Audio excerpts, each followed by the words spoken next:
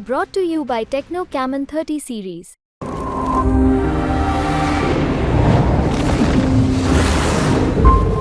कि 24 सीट पर एनडीए को रोका जा सकता है और जैसा मैंने कहा था इस 24 में से मैं मोटे तौर पे 12-12 देखता हूँ। मतलब बीजेपी 17 सीट पे लड़ रही है, 12 उसको आ जाएगी।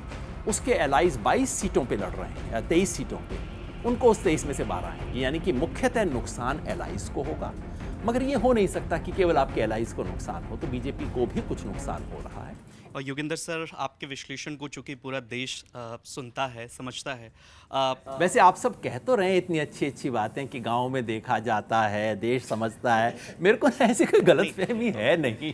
आप लोग देखते हैं, बहुत अच्छी बात। नहीं, बिल्कुल सर, हम लोग बहुत गंभीरता से देखते हैं, सुनते हैं और समझते भी हैं। इस विश्लेषण का आधार क्या है? लोग कह रहे हैं कि जो योगेंद्र यादव पहले विश्लेषण करते थे और अब 2024 में जो विश्लेषण कर रहे हैं, कौन सा मेथड अपना रहे हैं जो कह रहे हैं कि 75 सीटों का नुकसान हो जाएगा ये? और चूंकि मैं बिहार से हूं, इसलिए इसमें एक और सवाल ऐड ऑन कर रहा हूं सर। तेजस्वी यादव अकेले कैंपेन कर रहे हैं मुकेश सहनी के साथ मिलकर, 23 सीटों पर वो चुनाव लड़ रहे हैं। जीरो से उनको शुरुआत करनी है बिहार में, चूंकि एक भी सांसद नहीं है, तो उनकी सीटें कितनी बढ़ सकती हैं? और नीतीश कुमार के नुकसान का आपने जिक्र किया, चूंकि महाराष्ट्र और बिहार से इस गठबंधन को सबसे ज़्यादा उम्मीद है, तो तेजस्वी को कितनी सीटें आने की उम्मीद है और नीतीश कुमार को कितना नुकसान हो सकता है सर? पहले बिहार का उत्तर दे देता हूँ, जहाँ थोड़ा बहुत मैं घूमा भी और मेरा एक प्रिय प्रदेश है। वैसे बिहार से मेरा कोई पारिवारिक रिश्ता कतई नहीं है, लेकिन दिल का रिश्ता है। और हमेशा मुझे लगता है बिहार नहीं गए तो आपने भारत नहीं समझा। तो मैं नहीं, पर बिहार में कुछ बहुत विशेष है। बिहार में सड़क पे कोई व्यक्ति आपको जो मुहावरा दे सकता है, और ये पंजाब में भी मैं देखता हूँ, सड़क पे ऐसा मारक पॉलिटिकल मुहावरा देगा कि आप सोचते रह जाएंगे उसके बारे में। और एक ज़माने में जब मैं लिखता था तो बिहार, मतलब सिर्फ बिहार था जहाँ लोग ना सिर्फ कहते थे कि हम आपके लेख पढ़ते हैं, बल्कि कह दे आपने 2.5 साल पहले अपने लेख में ये पंक्ति लिखी थी। ये सिर्फ बिहार में होता है और कहीं नहीं होता। मुझे लगता है आपने बिल्कुल सही कहा, महागठबंधन जीरो से शुरुआत कर रहा है। 1 सीट थी, कुछ भी नहीं था उसके पास। लेकिन इस बार 2-3 चीज़ हुई हैं। एक तो ये कि नीतीश जी की छवि व्यक्तिगत रूप से बहुत गिरी है। और मैं ईमानदारी से बताऊं, मैं निराश हूँ, मेरे को बहुत दुख हुआ इस चीज़ से। एक तो क्योंकि नीतीश कुमार मेरे एक गुरु भाई हैं, किशन पटनायक के पहले शिष्यों में से वो थे, मैं भी उनका एक शिष्य था, तो इसलिए। और नीतीश के बारे में मेरी आमतौर पे एक अच्छी राय रही है। और उनकी जो सड़क पे इस वक्त छवि है, उनके समर्थक उनके बारे में जो बात करते हैं, मतलब नालंदा में लोग कहते हैं कि चलिए रिटायर अब हो जाना चाहिए, मगर रिटायर होते वक्त बेइज्जती ना हो, इसलिए हम इस बार जिता के भेज रहे हैं उनके कैंडिडेट को। ऐसी छवि उनकी बिहार में बनी है। जो बाकी शब्द लोग इस्तेमाल करते हैं वो तो आप समझ रहे हैं। उधर तेजस्वी यादव ने नीतीश, आरजेडी और जेडीयू की जो सरकार थी, उसका जितना भी पुण्य था वो तेजस्वी ने अपनी जेब में ले लिया है। और जॉब्स के लिए क्रेडिट केवल तेजस्वी को मिलता है। इस वक्त जो कोएलिशन बना है वहाँ, पूर्णिया की अगर बात छोड़ दें जहाँ खटपट काफ़ी ज़्यादा हो गई, लेकिन कुल मिला के एक प्रभावी कोएलिशन बना है।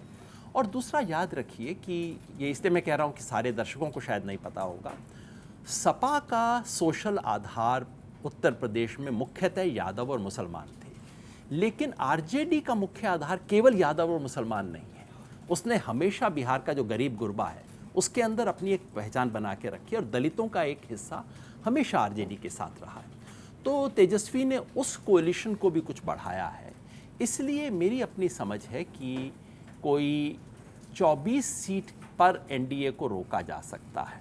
और जैसा मैंने कहा था, इस 24 में से मैं मोटे तौर पे 12-12 देखता हूँ। मतलब बीजेपी 17 सीट पे लड़ रही है, 12 उसको आ जाएंगी। उसके एलाइज 22 सीटों पे लड़ रहे हैं, 23 सीटों पे, उनको उस 23 में से 12 आएंगी। यानी कि मुख्यतः नुकसान एलाइज को होगा। मगर ये हो नहीं सकता कि केवल आपके एलाइज को नुकसान हो, तो बीजेपी को भी कुछ नुकसान हो रहा है। ऐसी मेरी समझ बनती है बिहार के बारे में। और जो आपने पहला सवाल पूछा था मेथड का, बिल्कुल सही सवाल है, अच्छा लगा आपने पूछा। एक ज़माने में जब मैं ओपिनियन पोल फोरकास्टिंग किया करता था, उन दिनों मेरे हाथ में थर्मोमीटर था, बैरोमीटर था, यानी कि ओपिनियन पोल होता था। ओपिनियन पोल के आधार पे हम कहते थे जो भी बात कहते थे। आज वो तो ओपिनियन पोल है नहीं, तो मैं किस आधार पे ये बात कहता हूँ? 2-3 तरह के आधार हैं। पहला, जैसे मैंने आपको बताया, उत्तर भारत में बहुत पर्सनली बहुत ट्रैवल किया, और मुझे अभी भी लगता है, आप दिल्ली के ड्राइंग रूम में, न्यूज़ रूम में बाहर निकलिए, यहाँ नोएडा में सड़क पे चले जाइए और सड़क पे जो ठेला लेके जा रहा है उससे बात कर लीजिए। न्यूज़ रूम से बेहतर विजडम आपको उतने से मिल जाएगा। तो एक तो मैं हमेशा इसमें विश्वास करता हूँ, जब मैं सर्वे करता था तब भी ये काम करता था, तो बहुत घूमा, साधारण लोगों से बात की, किसी पत्रकार से नहीं, किसी नेता से नहीं, बिल्कुल साधारण लोगों से बात की। एक वो सबसे बड़ा बेस वही है। दूसरा, जिन इलाकों के बारे में मेरी सर्वे करने की, खुद जाने की संभावना नहीं थी, वहाँ लोगों से बात करना। अब केरला, तमिलनाडु तो मैं फ़ोन पे पूछ के ही पता करूँगा, ऐसे लोगों से जिनके बारे में मुझे भरोसा है कि उन्होंने पहले भी ठीक ठाक खबर रखी है। छोटे मोटे सर्वे पूरे देश में होते रहे हैं, जिनके बारे में दिल्ली में खबर नहीं आती है, लेकिन वो सर्वे हो रहे हैं, उसकी खबरें भी मेरे तक पहुँच जाती हैं, उसको भी इंक्लूड करता हूँ। और इन सारी एविडेंस को मिला के, वो डॉक्टर का होता है ना, डॉक्टर सारी रिपोर्ट देखता है, लेकिन आखिर में एक डॉक्टर का क्लिनिकल सेंस भी होता है। सारी रिपोर्ट, ब्लड टेस्ट भी है, एक्सरे भी है, सब है, और एक क्लिनिकल जजमेंट होता है।